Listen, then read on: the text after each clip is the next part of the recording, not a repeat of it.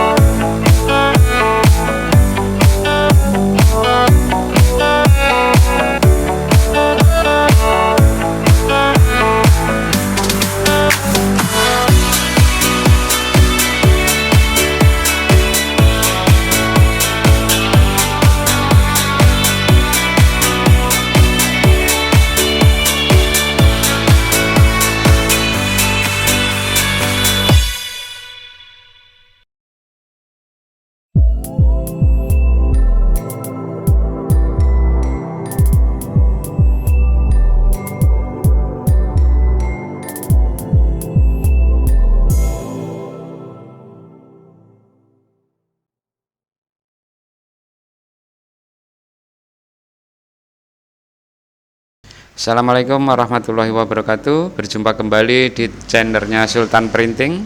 Apa kabar? Semoga sehat-sehat selalu ya. Hujan dari pagi ya, gerimis tipis-tipis. Bingung saya mau kemana ini ya.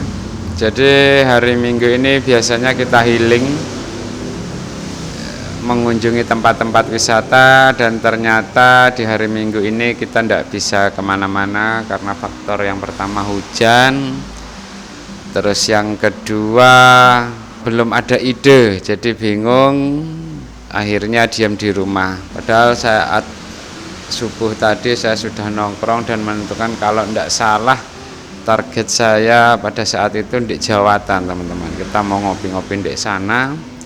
Tapi karena kendala ya udah akhirnya nggak jadi. Tadi pulang jam 5:30 dari kantor, ketiduran sampai jam 12:30 siang. Aduh, ya lumayan lah karena memang hari libur ya.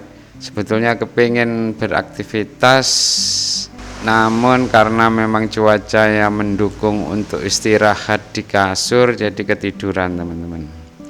Sore ini saya di kantor lagi, rencana mau membahas tentang rekam layar, teman-teman. Ya saya coba-coba dulu, teman-teman. Saya ada beberapa referensi tutorial yang di YouTube sudah saya baca, dan rencana hari ini mau saya praktekkan. Jadi aktivitas minggu ini saya ndak keluar ya, ndak jalan-jalan, ndak healing, ndak refreshing, diam di rumah.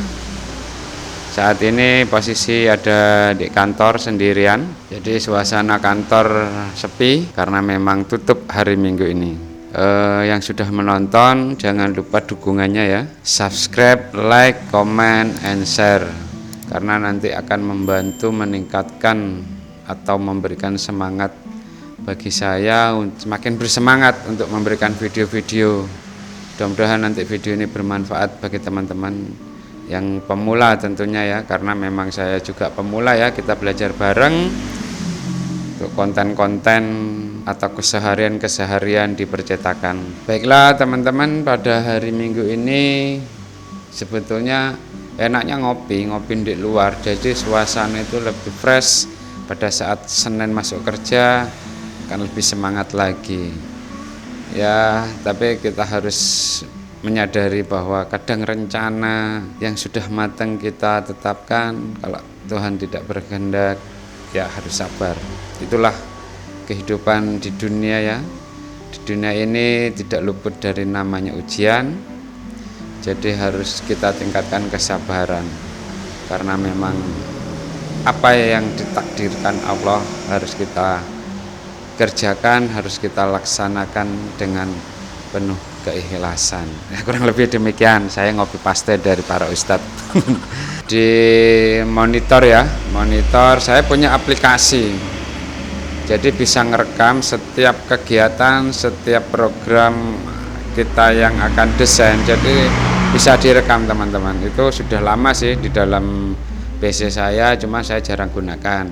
Nah, kali ini akan saya coba, kemungkinan bisa atau enggak, kita ikuti saja video ini. Jangan skip, tonton terus, jangan lupa dukungannya, oke?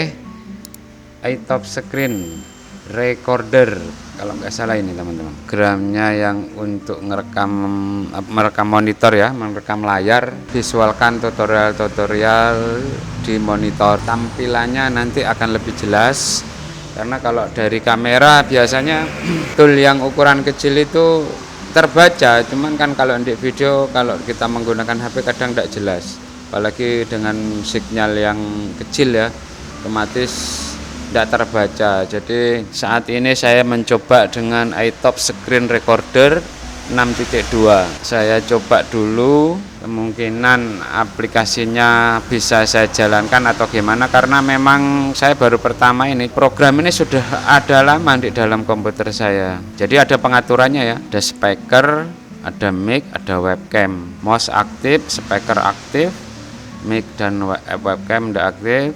Kita tentukan screen-nya dulu, screen 2 1200 kali 1080, ini yang biasa untuk digunakan untuk di video landscape ya. Baru kita record. Nah, ini sudah mulai merekod teman-teman. Nanti saya tampilkan, saya gabung dengan video ini. Saya biasakan menggunakan Corel 2020 teman-teman ya, 2020. Ini hanya sekedar percobaan teman-teman ya, jadi bukan tutorial. Saya hanya ingin mencoba screen rekaman screen ya. Oke, kita coba setel ya. Nah, ini hasilnya teman-teman. Di pojok iTop Screen Record. Nah, kemungkinan kurang lebih seperti ini rekamannya. Oh, jadi yang terbaca cuma satu layar teman-teman. Kita ulangi ya. Yang terbaca ini layar bagian atas. Ini untuk preview untuk customer untuk melihat hasil desainnya ya.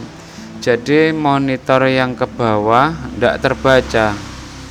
Oh, oke. Jadi siap, saya ulangi lagi ya.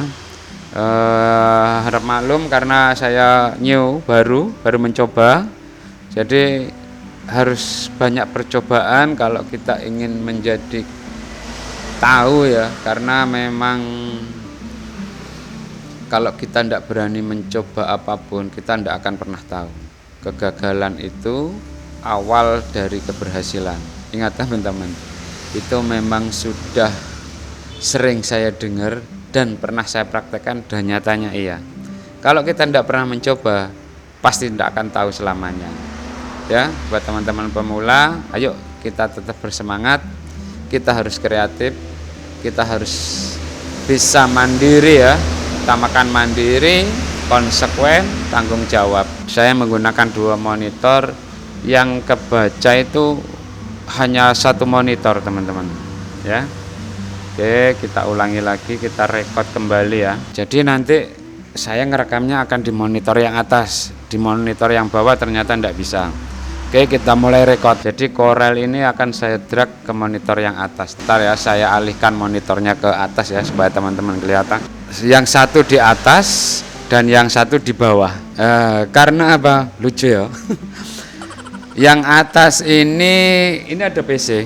Jadi tidak muat mejanya, ukuran mejanya kecil. Kalau diisi 2 monitor bisa, cuman PC-nya harus pindah dari tempat meja ini karena di situ ada jalan ya, ini jalan. Jadi ternyata ini teman-teman ya, saya ulangi lagi ya, ini dalam prosesi record ya. Untuk stempel biasanya saya menggunakan hitamnya ini RGB ya, kita ganti dengan RGB ya, diganti RGB semua.